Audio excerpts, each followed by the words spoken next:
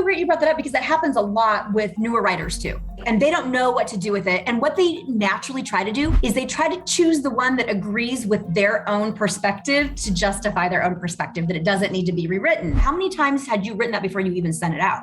Man, I got to be 11 or 12 drafts into it. I hope anyone who's listening, that's not a surprising number. I'm probably around 8 before I send it out to anyone. 8 drafts is probably my average.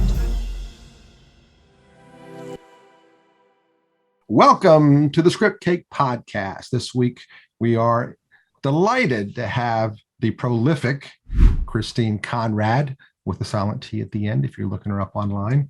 Christine has written over 70 produced feature screenplays. 70 people. I haven't written that many total screenplays, and I'm older than she is. She has produced over 30 of those films. She's also written 3 young adult books, the At 17 series based on the franchise at Lifetime Network. Also works as a screenplay consultant. If you want to get some information from her, you can visit her website at Christine Conradt with a silent T at the end.com. You can also follow her at C Conradt on Twitter and on Facebook at Screenwriter Christine Conradt. Welcome to the Scriptcake podcast, Christine. Thank you. Nice to be here. Well, we're so excited to have you here. And I don't understand how you've written as many things as you have. So we'll get to that in a few minutes. But first of all, I love to just kind of understand, a quick version of your journey into the process. When did you know you wanted to work in film? And how did you get to the point where you actually were working in film? Yeah, so I'm from Nebraska originally, and I know I'm going to date myself here, but I graduated in the early 90s high school. And at that point in Nebraska, there was no film school. There was no film industry in the Midwest really at all. And my plan was actually to go to law school, but I knew I didn't want to stay in Nebraska. I hated the weather and I wanted to live in California. So my junior year of high school, I started applying to colleges and they send you all these brochures, and USC sent me a brochure and they listed all their majors. And one of those majors was screenwriting. And that was really the first aha moment for me that, hey, people do this as a living. Actors don't stand on a set and make up their own lines. Someone has to write those for them. I had been published prose in high school quite a bit. And so kind of on a dime, I went to my parents and said, hey, you know what? I think I don't want to go to law school anymore. I think I want to be a screenwriter. And of course, they were thrilled. No, they were actually very, I had very supportive parents, have very supportive parents. So I was very lucky in that respect. So my mom though, so the screenwriting program at USC basically only let 24 people in a year. At that time, I think it's probably still that way, the undergraduate program.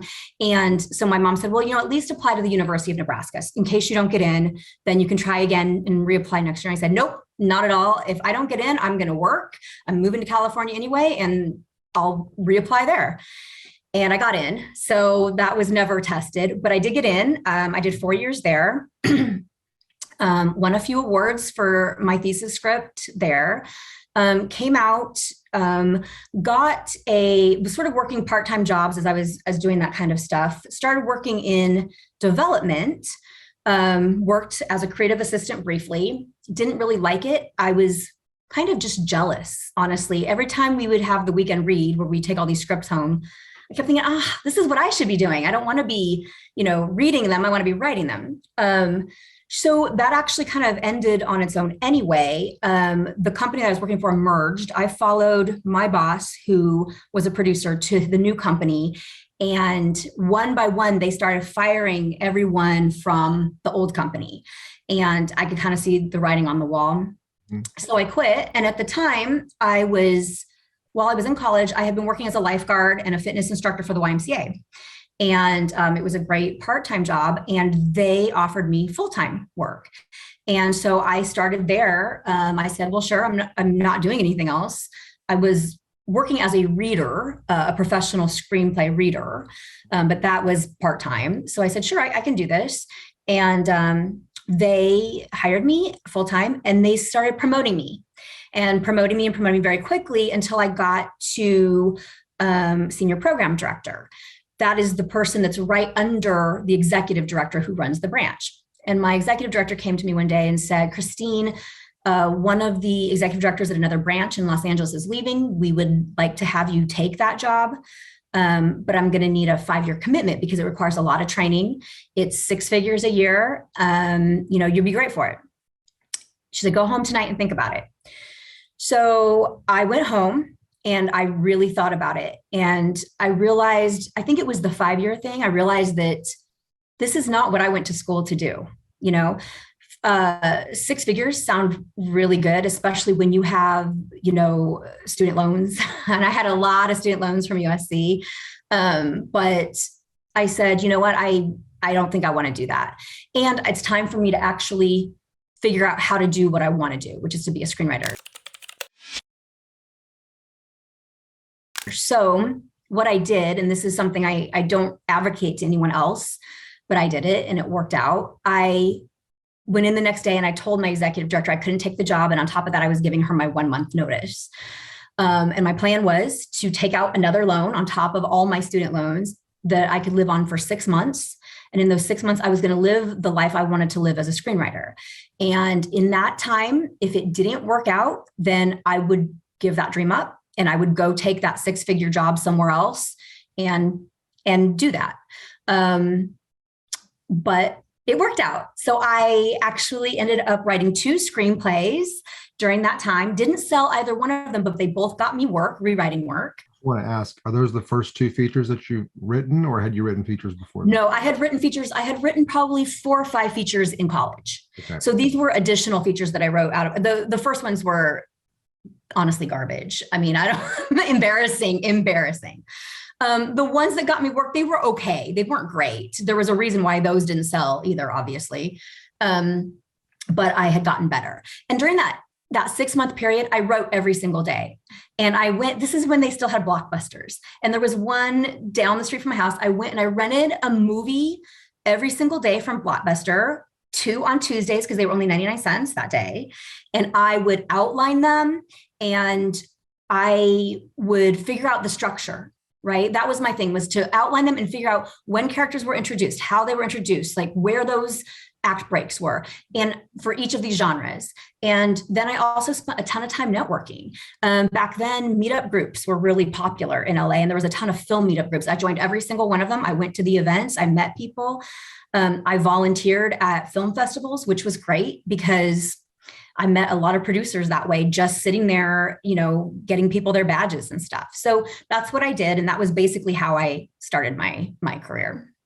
Okay. So how did you go from writing these screenplays to getting them to a point where you were actually generating income? Right. So that's the question I think everybody has. And one of the things I always tell people is, when you're starting your screenwriting journey, you can't emulate anyone else's. And I know everyone's looking for that way in, right? That's what's interesting about everyone else's story is like, oh, if they could do it, then maybe you could do it. Right.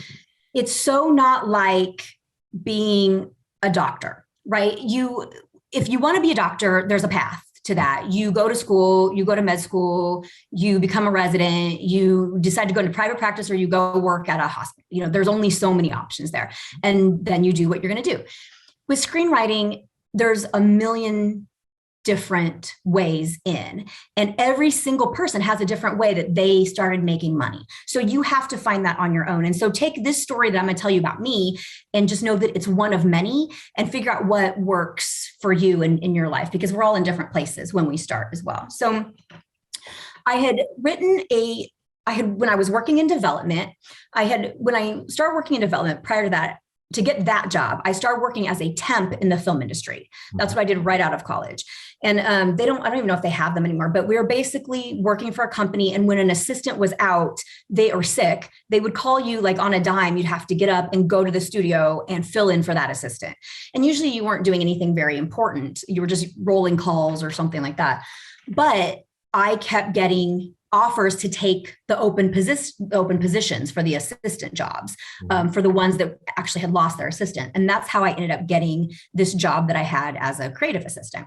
So I had temped for them. So basically I had made a lot of sort of connections, I guess, at that company. And when I was writing these screenplays in the 6 months that I took off, I sent them to the producers there. And I said, can you please just let me know what you think of these? And sure enough, they liked them. And one of them said, these aren't really what we're doing right now, but why don't you come in and we'll hire you to do a rewrite?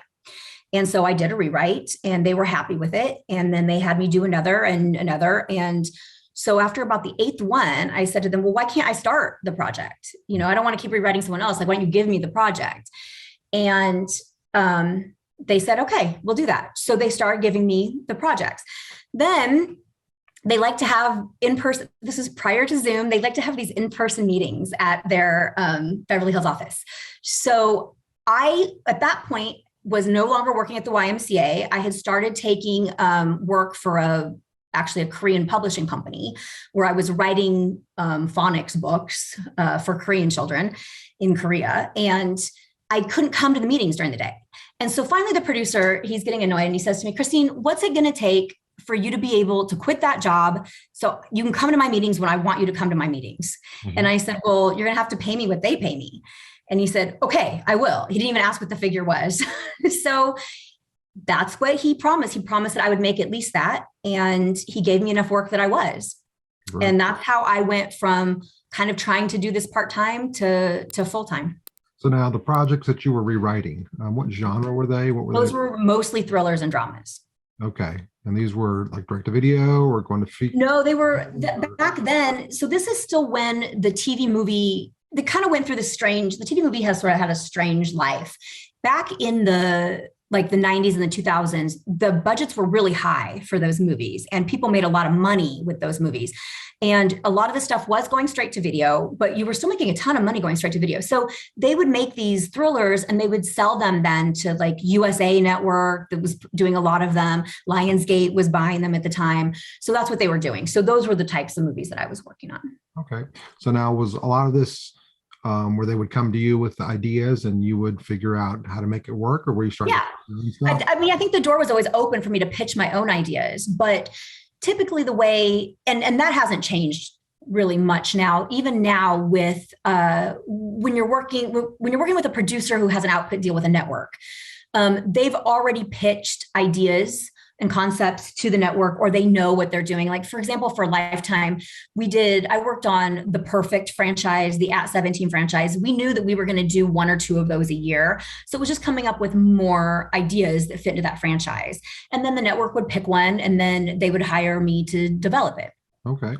So what do you think it was about your writing process? Because I know that there's so many writers out there that are excellent at this and maybe not so good at that, or excellent at 70% of it, but that last 30% they're trying to figure out. What was that aha moment for you where you felt like you had a grasp of it? That's a good question. I think for me, when I was in college writing screenplays, I always had trouble with structure. I never had trouble really with character development. Mm-hmm. And so a lot of writers, I had great characters and they didn't really do much, right? And so I think for me, the aha moment where I knew I was getting better was from taking those outlines I had made from all those blockbuster movies that I had rented, and I suddenly knew how to do it. I didn't struggle with structure anymore. I knew the next thing that had to happen and the next thing and the next thing. And I could actually work backward through my script and figure them out without having to struggle, because that was the thing that I would always hit a writer's block on is, okay, what happens next? I mean, this is great, but then what happens next? And I think when you understand structure really well, that doesn't happen anymore. Oh, I think that's accurate. How detailed were these outlines? Because nowadays most people are, following like Save the Cat's 15 points or Truby's 22 points or something like that. When I watched those movies, I would literally pause them at each scene, and I would create a scene heading and 1 or 2 sentences about what that scene was about, just synopsizing that scene. And then when I was done, they ended up being probably about 4 pages. These are like hour-long shows, and some of them were like 8 pages because they're 2-hour movies. And I could go, oh, this is where the act break is in this structure, not necessarily where the commercial break was or where I knew a commercial break would go if I'd seen the movie on TV, but where it inherently went in the story. Mm-hmm. And so as I went back through those, I realized, oh, this is what I was having trouble with. What I was having trouble with were the sequences, right? The sequences that develop into acts. Right. And not really understanding those, you can't really understand the acts. So once I got that, it got so much easier. So now when I do, when they hire me to do these sort of outlines, I do something kind of similar, actually. I put in where the act breaks inherently go. I do I do the scene heading and then sort of a 2-sentence synopsis of what we're going to learn in that scene or important parts of that scene. If there's characters that I'm going to introduce, I explain how that's going to happen. So that's sort of the thing I like doing. I prefer to do that over a treatment if they give me the option. Okay, so I guess that leads into my next question, which was how detailed are your outlines? How much information do you get into before you know the thing's ready to start writing? They're about 10 to 12 pages, the outlines. And I don't know, they're not super detailed. I use them in a way where I make notes for myself. Okay, if I'm doing them just for myself, I make a lot of notes. And if I come up with great pieces of dialogue or something, I put them in there. So they tend to be a little more detailed, but a little less cohesive.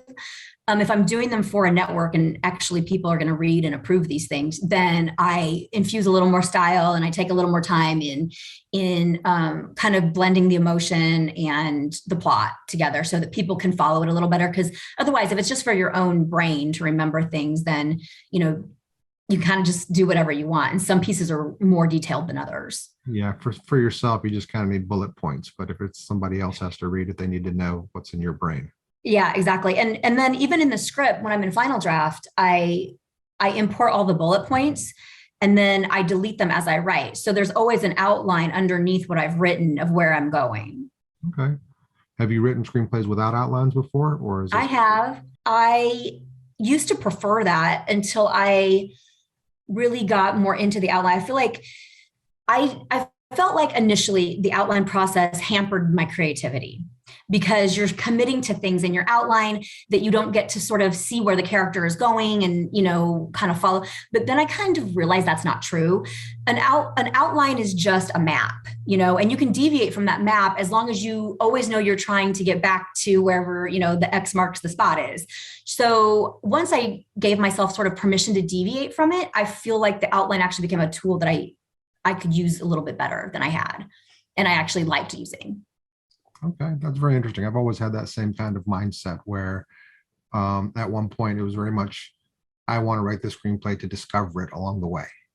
So I don't want to limit and hamper my creativity by putting too much information in there. But at the same point, if you don't have a final destination, then you're probably never going to get there. No, well, and sometimes it works. I mean, there's nothing, again, like this, it's a process, right? And everybody has sort of a different process. On some level, I know writers who do 40-page treatments. Literally, it's half the length of a script, right? And so all of the work and the creativity is actually done in creating the treatment. I don't like doing that, because for me, a lot of the creativity comes from them actually doing dialogue, right? Seeing how these characters build on each other. So for that, that's how I work. But other people work differently. And I think also, if you have a problem with scripts that meander, you should do an outline, like force yourself to do it. But if you don't have that problem, then use the method that you are, where you get to you kind of always have it in the back of your head where you're going, and you just keep creatively evolving to get there. I know when I'm working on a project that I'm pretty sure I'm going to direct, I do a lot of the directing process while I'm actually writing the screenplay, as opposed to if I know I'm going to write it for somebody else. It's a completely kind of different. Everybody does that who directs, because I direct also, but I tell writers not to do that, because what if you don't direct this movie? Because it can happen. It can happen for 100 million different reasons you don't direct this. And you don't want it to be a document that other people, have to have telepathy to understand it fully. You want it to be a document that other people are going to read. And because you're also going to use it to cast. You're also going to use it to, your DP is going to read it. They're going to have questions from it. So you want it to feel like a very polished thing that's going out, even if you already know how it's going to be. And for me, I write very visually anyway. So I don't put shots and stuff in my screenplays, but in the way I describe things, you envision the shots. That's exactly what I mean. I don't put shots in my screenplays. Yeah. Don't do that. I can conceptualize it, and I pick the locations, and I pick all that stuff kind of based upon how I would cinematically say the subtext kind of pouring through the environment around our characters and whatnot. Yeah. Do you envision actors being those characters when you're writing? So there's a kind of a two-sided thing. I don't have a set actor in mind, like this is going to be for that particular actor or actress, but I do base a lot of my characters on people that I know. Okay. And not Sure. to the nth degree, but this person has the same essence as this person. So Right. I don't have to think too much about what they would say in a given scenario because I know them well enough that the dialogue comes out pretty naturally. Does that make sense? Yeah, it does. But like I have a project I'm developing right now, and I'm trying to figure out who is the main actress. It's a female lead that would play this, and I'm having a lot of struggle with it because I didn't think about that when I was writing it. I was just writing the character for the sake of the character, and now that character has to be embodied by someone, and that's a completely different question for me. So Yeah. I think everyone has a slightly different take on it. So one of the things I want to slide over to is you do a lot of helping other people with this process. You teach, you have your seminars, you consult. How many articles have you written for websites? Oh, I don't know. I have no idea. And so what are the most common things that you see that novice screenwriters really struggle with, and any suggestions that you have to help them? Yeah, I mean, I think novice screenwriters struggle. Well, it depends on if you're talking about just the industry in general. I think every novice screenwriter struggles with, they have their script. What do I do with it? Right? How do I sell it? And that's the $1 million question. So I try to kind of coach people through how to do that, some of the best ways based on, what the industry is doing and where I think their script fits in the industry and that kind of thing.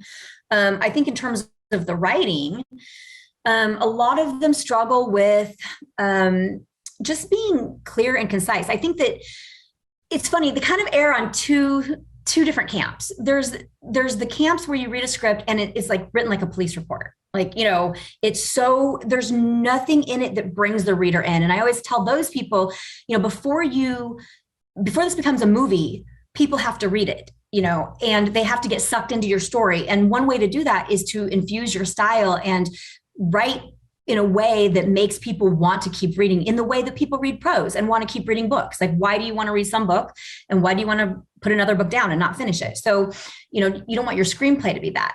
The other camp of that is people who overdo it, right? They overcompensate for not having a plot and not having, the story moving forward at a good pace with, a lot of dialogue that could just be taken out of this scene and put anywhere else and it wouldn't even matter. And so you don't want that either. So those I think are the two big mistakes, and people kind of tend to err on one side or the other. Yeah, it seems a lot of people have been shell shocked into writing the most antiseptic screenplay that, it has to be only this many words and it has to be just the facts and it can't be entertaining and it can't be fun to read. And then the opposite is exactly right, where this is fun to read, but it doesn't go anywhere. It doesn't mean anything to me because there's no structure. And then you're like, oh, that was fun, but like, what did I just read? Like, what was the point? Yeah. No, it's so true. And also, like, if you're writing a comedy, your writing should be funny. Not just your character's dialogue should be funny, but you should be funny on the page, because you're sort of auditioning your skills as a writer. Everyone's goal as a writer is to stay on a project as long as they can. And it happens to everyone that they get taken off. I mean, it happens all the time, but staying on a project means more creative control, more money, more chance of your name staying on it. And so, look at it as a way to impress people with your writing.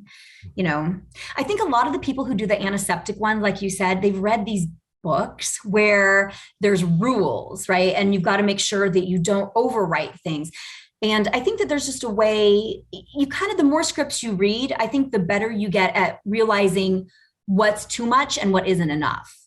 Yeah, I use the analogy in a lot of my classes that your screenplay has to have structure, but that doesn't mean it has to be identical to every other screenplay. For example, all of us in here have the exact same bone structure. Your hip bone is connected to your thigh bone, correct? So is mine. And yet we are completely unique and diverse individuals. and, entertaining in our own ways. And that's the balance that you have to have. You have to have that strict structure, but you can, dress it up in any way that you want to. I'm totally going to steal that. Can I steal that? No, it's such a great way to explain it because it's so true. We all look different, but you're right. Inside, the structure is the same for everyone. And that's the thing too, that people don't understand. I think a lot of times new writers feel like they feel like they're going to be the person that does a totally unique project that no one else has ever done, and all these people who say that there's only 7 stories that get redone over and over, like those people don't know what they're talking about. And everyone's going to love it because it's original. Well, the reality is that most of the time that I hear that, it's so convoluted that no, I mean, there has to be a structure and there's a reason for those things. There's a reason why, movies that are made from books are not the same as the book, right? Because they're different. Those are 2 very different things. So, people will complain, oh, well, the book is better. The book's better. Well, a movie can never be a book, right? Because you're not going to sit there for 300 hours and watch this. So yeah, I mean, there's a structure and there's a reason for the structure. There's a reason, also it's also very visual. So you have to write in a way that conveys things visually. And in books, we don't have to do that. So those are all things that are part of that, like you said, that skeleton that people have to understand. And you don't get the latitude to change those things and be completely unique. You have to understand how that structure works. And then within that, you can be unique and create something that's different than everyone else. Yeah. One of the things that I've heard a lot of producers say is we want something exactly like that other thing that was super successful, only different. And there's a reason for that. It's a hard thing to understand too. And until I started really producing and working closely with producers, I didn't really understand it either. But, producers are in it to make money, right? They're not in it to be, for the most part, creative and try something new that's a risk. They have a business. And when you start your business, you start to do the same thing, right? You become more risk averse than the creatives are, who they don't have as much to lose if they take that risk. So as a writer, you're purely a creative. But as you start to make money doing this and you want to get hired again and again and again, you also take less risks because you have to take those notes and be able to implement them, and you have to give them what they want. And yeah, so, if something works for them, they want to try it again. Everyone's always looking for the magic pill, right? Like, what was the thing that made it work? Right. And, sometimes it's replicated and sometimes it's not. That's 100% true. Well, let's pivot to your third hat that we're on to, which is as a producer. Yeah.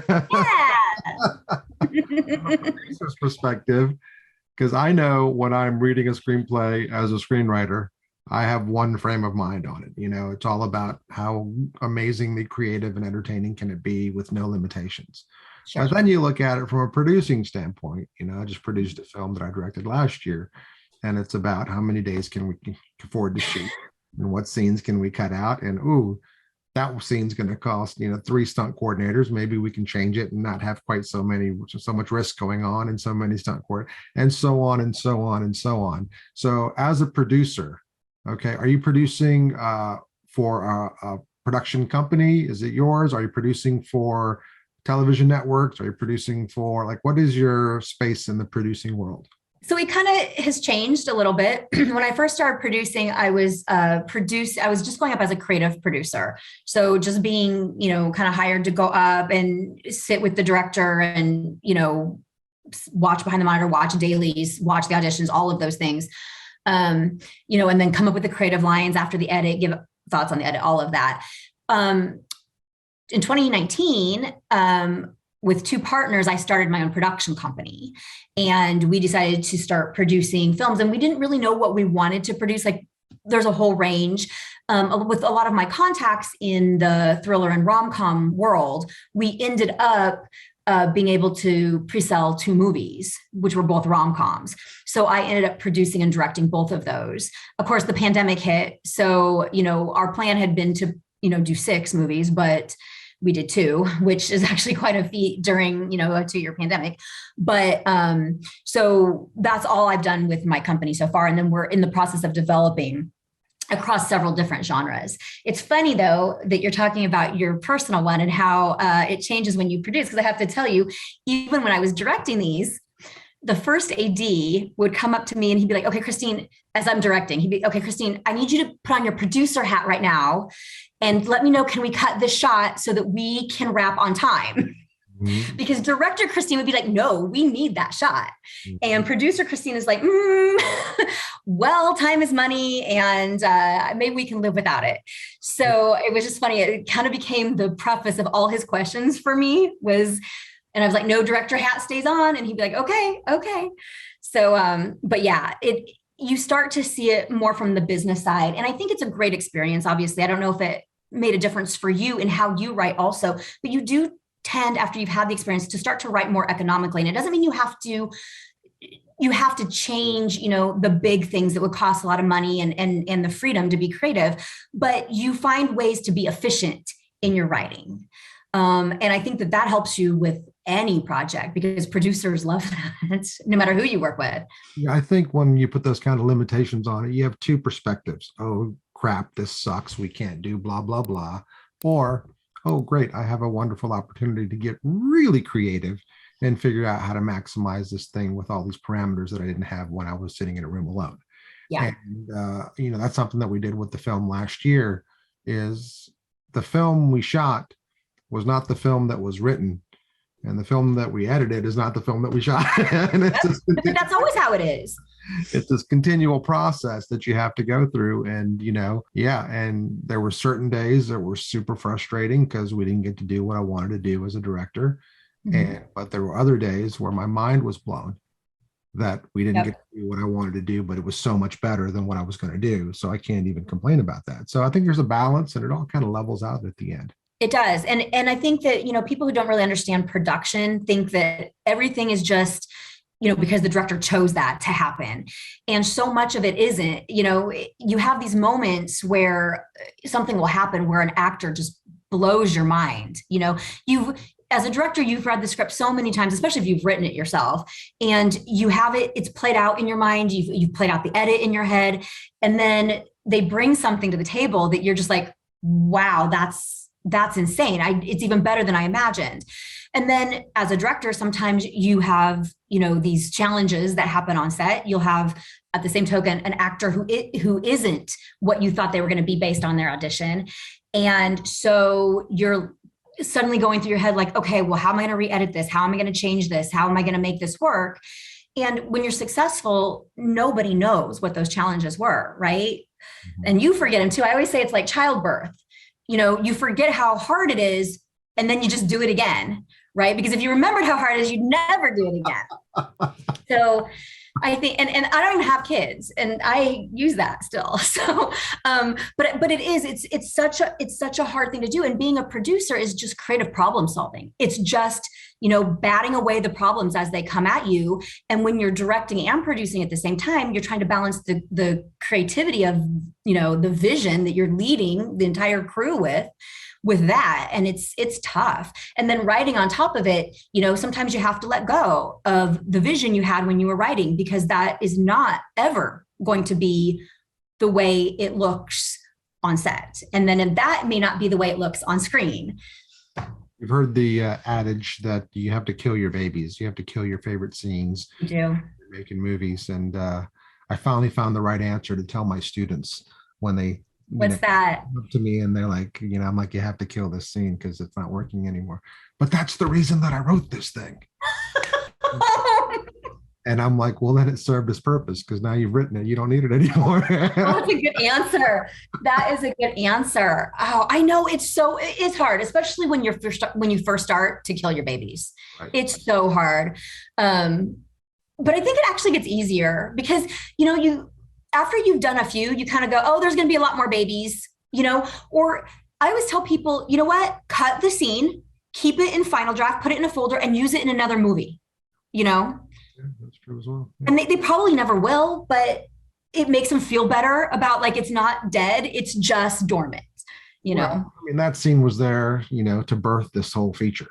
And that's the point that it was there for. And now it's done that job. And, now it's its own living, breathing thing that doesn't need that as well. So, yeah. Okay. So where do you sit now? Are you more producer? Are you more screenwriter? Where is your day to day? I'm both. I get hired to do screenplays to write. Like right now at this moment, I'm working on a Hallmark Christmas movie, and I'm also doing a rewrite on another project, and I'm working on a spec. So I'm doing that type of stuff. We're also in my company mode. We are taking pitches right now for a specific project that we're looking to the network wants to develop with us. So I'm doing that also. And a lot of times when we have the pitches, and then once they agree to that, I help them develop the outline and get the treatment there. A lot of the writers that we work with haven't had that experience yet of going through that process. And so I try to help them out a lot with that. So, and then once we're in production, well, you know how it is. Once you're in production, all it is eating, sleeping, and producing. So what do you do with all that free time? It sounds like I don't have a lot of free time, but it's okay because when you love what you do, right? It's that every day is fun. No, I mean, I feel so lucky. I enjoy it. I think for me at heart, I'm a writer before anything else. Like I'm always most comfortable with like a pen in my hand, just in case there's an idea that comes or somebody says something interesting. So I think there's that. But when I do have free time, my husband and I like to travel, and that's sort of where we spend our free time. It's so hard in the film industry, though. Let me just tell you this. I don't know if you feel the same way too, because the moment you book a trip, something gets greenlit. Yes, it does. It is like Murphy's Law. And I'm like, okay, so what to take from that is that if you've had kind of a dry spell, just book a trip, but get the travel insurance. Right? That's exactly how it is. One of the things I always say is when you're on the precipice of success, God will test you and will give you an opportunity that is what you'd really hope for, but has nothing to do with the direction that you're going in. For example, you had that option with a six-figure job. I would wager, as a struggling young person, the goal was to make six figures in something, but it wasn't what you loved, and you actually had to make that call. Yep. And that's hard. And, I was in a really good career space when I decided to say, screw it, I'm going to film school. And I got that offer. And it's like, and there's always going to be a tough decision along the way. And it's just to make sure, I think, that you're committed and you really want to do it. Does that make sense? Oh, it absolutely. I mean, it's true. I think it's one of those things where I always tell people, if you pick a direction you can pick a direction to swim or you can tread water, right? And if you pick a direction to swim and it's the wrong direction, something's going to happen to make you change course. But if you just tread water, you're never going to see that thing. You'll never see the sign, right? You're going to drown. You're going to eventually drown. Yeah. You might still drown on the other one too, but at least you tried. So, but I think it's the same kind of thing. Yeah. I mean, you're definitely tested. And how much do you rely on yourself? I remember in that moment thinking, I had a fantastic professor at USC who passed away, an older gentleman. His name was Stanley Ralph Ross. And he said in his class, he said, do what you love and the money will come. And he's not the first person to ever say that, but it was the first time in college as a 19-year-old, I had heard it. And I remember those words coming back to me when I was making that decision. And the reality is that, if your goal in life is to make money, then there's way easier ways to do that than getting into the film industry, really, so, I mean, I should have just gone to law school. If that's what I want to do, I could have made more money as a lawyer probably, but if you do what you love, and like Deepak Chopra says, every decision we make is made out of fear or love. You either love what you do or you're scared of the alternative. If you just recognize why you're making those decisions, I think you make the right one. But it takes a level of maturity that, it takes a while to get to a place where you recognize that actually works. Yeah. One of the things I always say is, what's your goal is to make a lot of money. I'm like, that's not actually a goal. That's a result of accomplishing a goal. Yeah. Okay. And you can do that in any field. I think, not everyone looks at it this way, but in this country, I think money kind of grows on trees and it's there if you're willing to work for it, no matter what you want to do. It's like you said, you like pens. Like I'm holding up this little pencil right now. Somebody made millions of dollars off of this. No, it's true.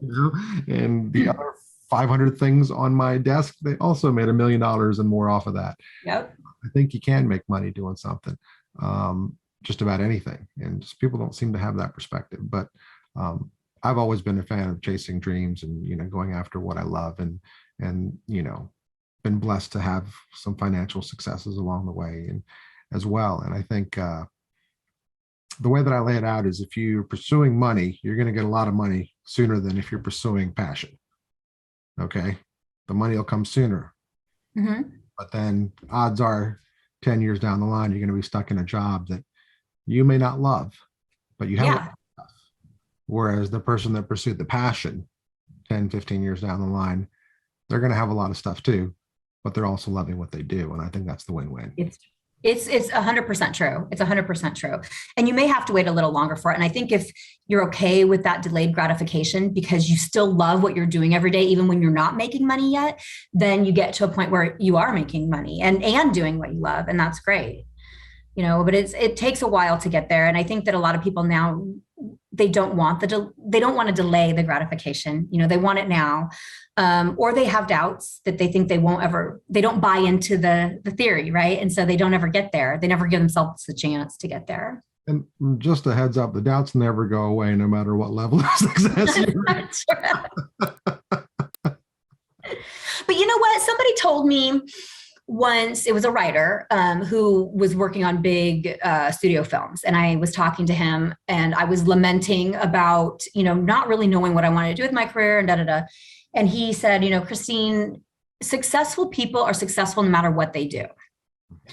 And because they know how to be successful. He's like, so take that part out of your head and decide what you really want to do and then go do it.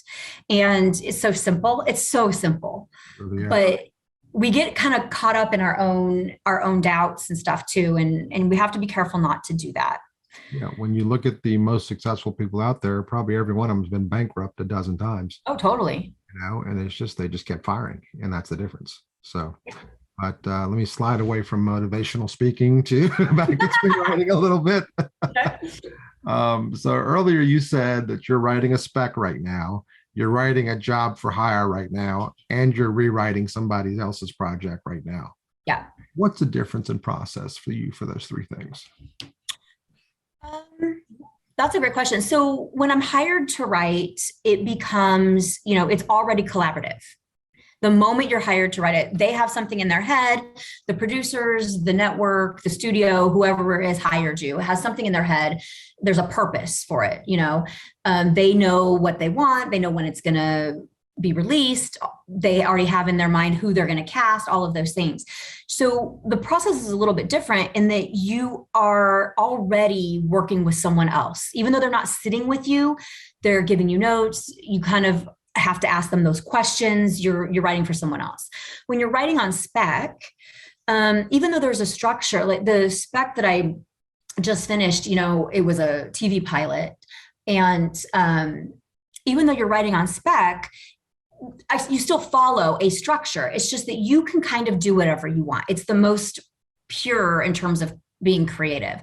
When you're rewriting someone else, it's sort of the same thing because you're recognizing where their deficiencies are, and you're also trying to retain everything that's good about what they brought to it. And there's always good things that are brought to it. I can't stand it when writers go in and change the names and change things they don't even need to change just to put their own mark on it. That drives me nuts because this is someone else's baby and you're just babysitting it, sort of, And so that's kind of the thing for me is like, it's a totally different process. And then I've had, in addition, even another process is adapting someone's memoir, which I've done for the screen, and then there's this added sort of element that this is someone's real life. And when people see this movie or this TV show, they're going to believe that it's all true. And so you have to be very delicate and keep that in mind, that it's not just for entertainment. This is really going to affect someone and follow them forever. So there's that also, which is a kind of a different process even. Okay. When you're doing a rewrite for someone, have you noticed a consistency of what they're asking you to do, or is it always something different based upon what the project is? It's always something different. I mean, it depends. A lot of times when I get pulled in for rewrites, they are page one rewrites. And usually it's because, a lot of people sell books or they sell ideas, and then their agents negotiate for the first draft, but they don't know what they're doing when it comes to a screenplay. And a lot of times if it's a book author, they did exactly what we talked about before, which is they tried to make the screenplay exactly like their book and it doesn't work. And so then they hand it to me and they're like, okay, they did their one draft, it didn't work. But there's always good things in there. There's always reasons in there why that concept or that book appealed to people to begin with. Mm-hmm. So you try to find those things and keep them in there and then mold it, I guess, is how I would characterize it into what it needs to be. That's brought up an interesting question that just popped into my brain. As someone who's, doesn't have the credentials you have, someone else who's trying to maybe listen to this podcast and thinking about what they're writing, at the end of the day, what is it that sells? Is it the idea for the project, or is it the execution of that idea? If you're just talking about what sells, I would say it's the idea, because they can very easily buy your idea knowing they're going to hire me in a month, right? If you want longevity in this industry, it's the execution. And if you can come up with both the idea and the execution, that's the perfect scenario. So I think a lot of people come up with these concepts they're very high concept, they have great hooks, whatever, or they're, true stories that they want to develop, and they don't bother learning the execution. And the execution, learning how to execute a screenplay well takes time. You're not going to do it in your first one. I mean, they say you throw away your first 7 scripts. People have probably heard that because they're garbage. I can tell you mine were, mine were. And that was with 4 years of film school, So be willing to practice and learn and put in those 10,000 hours that you need to get good at what you do. And then once you are, then you have a chance of selling a script that's your idea and staying on to the end, which is the dream. Okay. Yeah. What would you say to those people listening to the podcast that are, hoping of one day reaching some of the heights that you've reached? What is it that got you there? Is it the tenacity? Is it the self-belief? Is it the skill set? Is it the, prolific amount of work that you did getting there? What is it? It's kind of all those things, I think we make our own luck a lot of times, and I think that just getting good at what you do, loving something enough that you want to keep doing it until you get good at it. And there are times, I'll read a great script and I still have these moments where I'm so like, dang, I wish I would have wrote this. I could never have written something this good, and then I'm like down on myself for a day. And then, and then I go and I work on my own stuff and then I feel a little bit better. But I think it's hard work. It's a lot of work. It's being able to get no after no after no and still have the confidence that a yes is coming, because that's a really tough thing too. The industry's gotten a little softer since when I started. It was pretty rough when I first graduated. But in this day and age, I think people are just a little more civil. But they're not going to make something that they don't want to make and they're going to tell you no to your project. And it doesn't mean your project isn't good. It might mean that you should, see if it does mean that, but it might also just not be for them. And so you just have to keep trying. And as you keep trying, keep getting better so that down the line, it's not because you aren't good. It's just because the project wasn't right for them. Right. Yeah. It took me a long time to come to that conclusion. The first time I sent a script out to LA, a friend of mine was working at MGM and he read it and he goes, I don't want to make you mad, man. It's just not very well written. It's an interesting idea. It's got a great ending, but it's not well written. And I didn't write for 6 months. But that was such a gift for him to tell you and be honest with you. But I was young and insecure and dumb. I know, no, I know. Things. And after 6 months, he and I talked about something else, and it dawned on me, he doesn't even remember saying that to me. And yet I'm still here carrying that. I'm like, what am I doing? Because every day I wanted to write, but I wasn't going to, because obviously I wasn't. And then fast forward, not even a few years later, after I got my first agent, and somebody wanted to read the script that got me an agent. And it was kind of a sexy comedy. And someone read it, and in the first act, there's some sexist things going on because that character has to evolve later on. And the first sentence of the note they gave me was, it makes me sad that this kind of, what was the word? It wasn't sexist. It was something else. Drivel, is what gets you an agent in Hollywood. And that was the nicest sentence of the entire page thing they gave me. And I got to tell you, didn't bother me a bit because I already knew it was good. And you may not like it. And that's taste, and that's different. There's plenty of people that don't like Avatar, sure. Superman and Spider-Man, these huge blockbusters. That doesn't mean that there's not millions that do like it. And so that was a big breakthrough for me as a writer, just to get to that point where, you're kind of Teflon coated. You can't hurt me. Yeah, absolutely. You have to be that way. Right. And it's not like you get to the point where you're just numb to it. I mean, I think that you have to be careful too, because a lot of new writers get feedback and they're like, oh, they didn't get my script. Mm-hmm. The script's good. It's the reader that doesn't understand, and they've sent it out to somebody who's in the industry, who's done, a ton of work. Right. And it's not that. Like, you have to be able to recognize, okay, what's good feedback, and understand, how to become a better writer based on that feedback. But you also have to know that, as you go through that process, you do get better and better. And if you're not there yet, you're not there yet. And you're never going to be, having written for 1 year where someone who's been writing for 15 years is. You're just not. It would be like, I don't know. I don't even have an analogy to. Do people need an analogy for that? I don't know. But you get better with every script you write. You get better. Every time you get feedback and it's negative, and you can then go, oh, they're right. Oh, why'd I do that? You've just gotten better because you didn't recognize that, when you were writing it a month ago. Well, when you're writing it yourself, you need that feedback from people and whatnot. Yeah, you absolutely do. I got feedback this morning from a script. Okay. How was it? It was reasonably decent feedback, and I'm reading it and I'm like, oh, they didn't like this and they think I should work on that. And that's interesting. So as I was thinking about it, I had sent it to multiple people. Email dinged, and I got another feedback form from somebody else.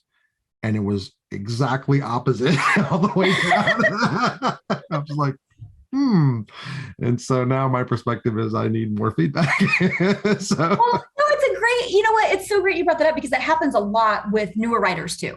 Right. And they don't know what to do with it. And what they naturally try to do is they try to choose the one that agrees with their own perspective to justify their own perspective, that it doesn't need to be rewritten. The reality is it has to be rewritten. Every writer rewrites themselves like multiple times before they even let anyone show it. How many times had you written that before you even sent it out? Man, I got to be 11 or 12 drafts into it. Yeah. Okay. So that, I hope anyone who's listening, that's not a surprising number, because I'm probably around 8 before I send it out to anyone. 8 drafts is probably my average. It's interesting. That script last year was a quarterfinalist at Nichols. So It's not a bad place to be. No. But at the same time, there's just something that I can't quite identify that needs to push it up. I'm at that point, and here's another analogy for you where I'll use a sports analogy. To go from lousy to reasonably okay at tennis, takes you like a year, maybe not if you play a lot. But to get from reasonably okay to good, it can take you 4 or 5 years. To get from good to great or amazing, it's going to take you another 15 or 20 years. And the same thing I think applies to screenwriting. It's going to be that, to get from something unreadable to acceptable, it's not that hard to get to, take a class or two, read a few books, and that'll get you the most. But to get from that point to where people are like, oh my goodness, that takes a long time to get there. And so I'm just kind of honing it and fine tuning it and adjusting it and, trying to strengthen the weaknesses and so on and so forth. But one of the things that I think is vitally important, especially for novice writers, is to get to that point where you have brain trust, where you have that 4 or 5 people that are excellent writers that you can trust that they're going to give you feedback for the simple sake of giving you feedback, because you're going to give them feedback that's honest and pure and without malice. And once you have that brain trust and all of them agree on something that you disagree with, you're wrong and you need to change it. Well, yeah. I mean, even for me, if 2 people agree on something, I'm like, okay, this is something I need to adjust. I mean, maybe it's not something I have to completely change, but the way I'm executing it is not working. Right. So that's on me to fix it. But I agree. I think one of the best things that novice writers can do is to get involved in a writer's group, and not a Zoom writers group or not an email writers group, but an actual face-to-face where you meet and you hold each other accountable writers group. Because one of the best things to hear is, the writers groups I've been involved in, and some have been better than others, they talk about your script in front of you without you being able to defend it. Right. And as they're going through arguing with each other, which is fine because they have different opinions, you're hearing this and you're going, oh, wow, I see the problem now. If I had just done this, they wouldn't even be conversing about this. And so hearing that is so valuable. And then being able to read a script and do that with other people and have other people kind of come up with ideas on, with you on how to fix someone else's script is just as valuable. Because you learn to find out what the deficiencies are in someone else's writing, and it's also important, I feel like, to get involved in a writer's group where people write the same genre as you and they're in the same level as you. Because I also find that in writers groups, the person who is the most produced or whatever, no one wants to tell them they're wrong about anything, right? And it's like, it's not that. It's supposed to be a group where we're helping each other. No, there's 2 sides to that. The flip side of it is not, being the person who's most produced, where people, I know I've been in groups where the feedback is, oh, you had a typo on page 21. That's not feedback for me. That's not going to help me get to where I want to go. And vice versa, where you have such novices where every meeting is intro to screenwriting, where you're talking about basic formatting and whatnot. You got to find that balance. So I couldn't agree with you more on that. Absolutely. And a lot of times, like, the typo comments, though, are what people go to when they don't know what the real comments, like the substantial comments, should be. Like, they don't have anything to add, so they just start to nitpick, those types of things. And I think it's just important to really tear a script like that. That's the moment where you get to tear a script completely apart, and put it back together. And no one else is going to help you do that. No network exec, no agent, no producer is going to do that in that way. They're just going to say, no, we don't like this. No, this isn't working. So take advantage of the minds of other creative people and let them help you and be willing to, help them as well. Yeah, I have a very good friend who's also someone who reads for me and I read for him, that we met in a screenwriting class. And it got to the point where it was just me and him talking to each other. Other people were there and they would say stuff, but you don't hear any of it. You're just listening to that person's the one that can help me the most. And we've developed that. And hold on to those people. They're worth their weight in gold. They are. And, don't try to find people who are just going to tell you that you're great, because I know it feels good to hear it, but it doesn't help you. It doesn't help you at all. And send it out to but you know what? One of the things, Vinder, is that you have to network to find those people too.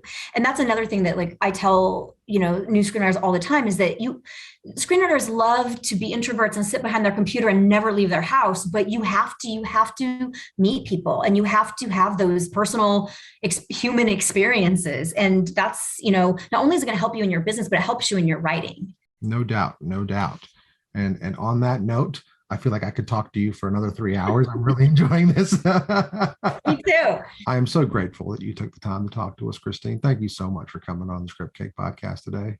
You're welcome. Yeah. And again, for those of you that want to learn more, you can check out her website at Christine Conradt with a silent T at the end.com. And that will lead you to again, I'm just mind boggled. 70 produced feature films, 30 produced films, multiple YA books, webinars.